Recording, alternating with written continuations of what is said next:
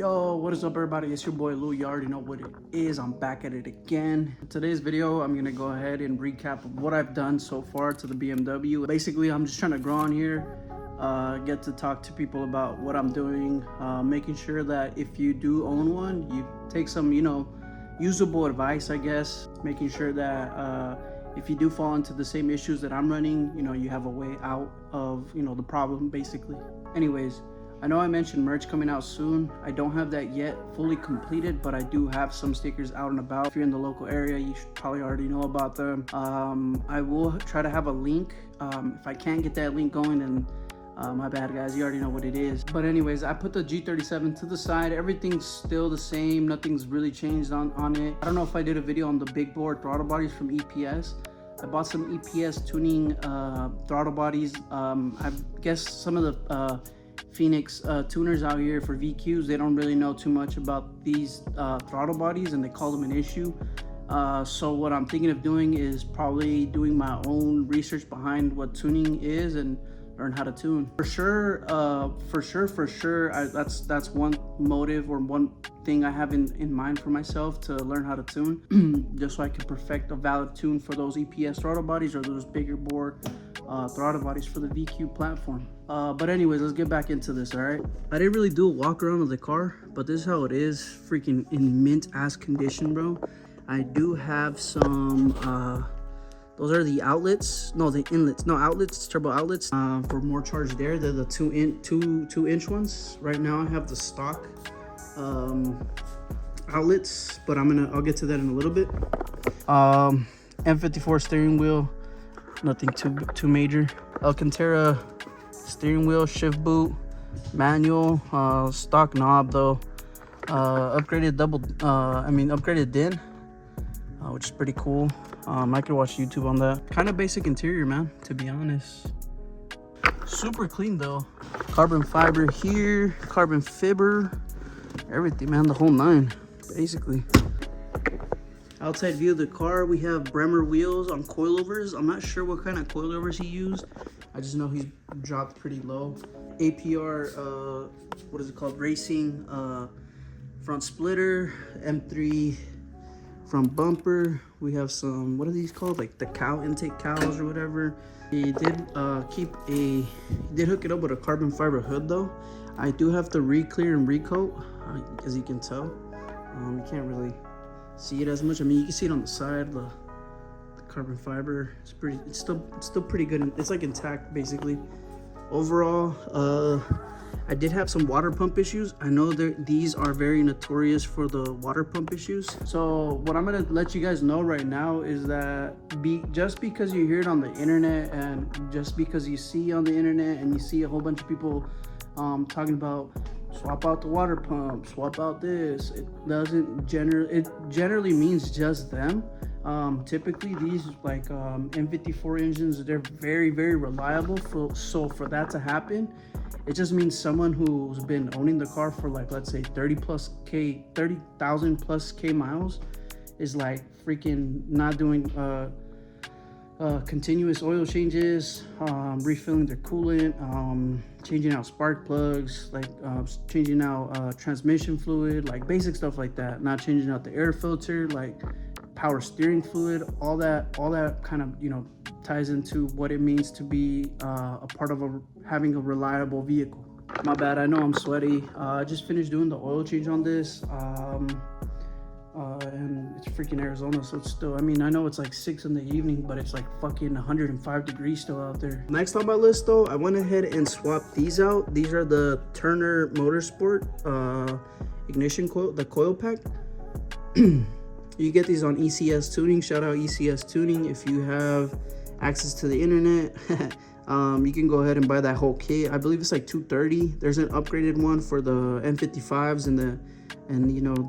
for the colder step spark plugs. I went 2-step colder, so I do have the upgraded spark plugs. So that's a plus. Only reason I would recommend those, if you're going past 19 or 18 psi, I recommend either a step colder spark plug, and try to avoid the the stock, the OEM Bosch ones. OEM Bosch ones, they're only rated at a 5, I believe, while these are rated at a 6 to 7. No, these are rated at a 7 or a 6. I'm not sure the heat range. So where the spark plug is, the diode, it's just gonna give you a better spark basically, and you're gonna, you know, avoid misfires under boost and under load. So, you know, again, one-step colder plugs or two-step, it doesn't really matter as long as they're NGK and they're lasers. Next up though, if you do have an older version of the M54, this isn't going to be here. You're going to have like a weird one. It's going to be out to the side. I went with an STP oil filter. I am running 540 though. It is Arizona, don't judge me. It's freaking hot. My IATs go to like what, like 140, 139, bro. So like I'm like in that bitch, you know what I'm saying? I do have BRSF intake cones. I am running the stock inlets.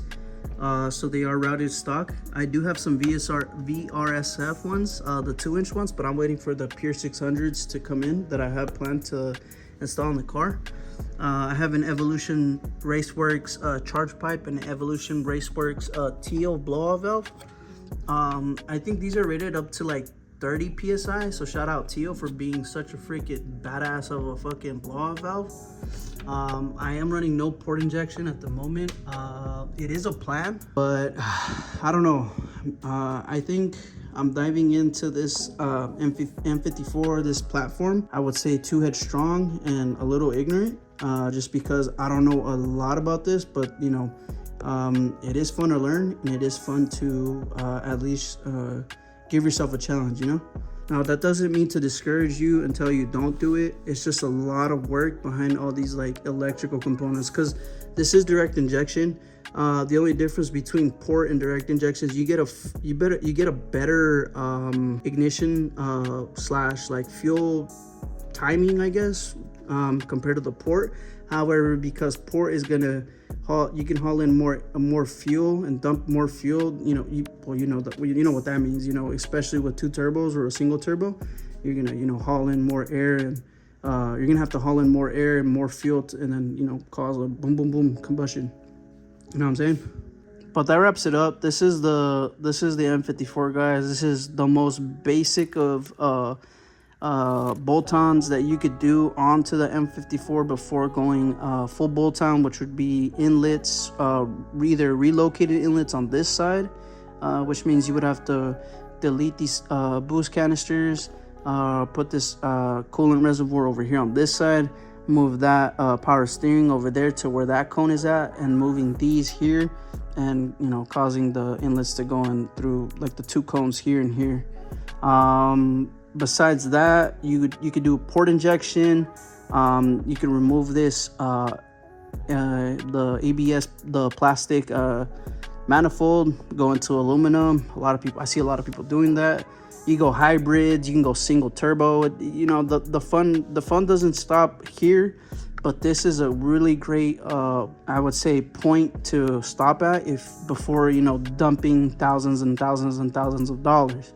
Now, I'm not saying that's not a way to do things, but if you're looking to find something reliable, something fun, something powerful, and something not as expensive, this is just gonna need a whole lot of maintenance and consistently. That means if you're gonna be pushing 18 to like 22 psi, that means like oil changes every other run, or every other, you know, 2 to 5,000 miles. That's just with, you know, you overheating the 2 turbines, and then the oil cooler here, and then the whole oil pump at the bottom to like the crank and all that stuff, basically. So if you are planning on investing in one of these, it's a great idea, bro. I see why not. You could do it. It's fun. Oh shit, I almost tripped, my bad. It's fun. It is currently tuned on E30. I just got an MHD tune on it. I'm gonna go test it out right now.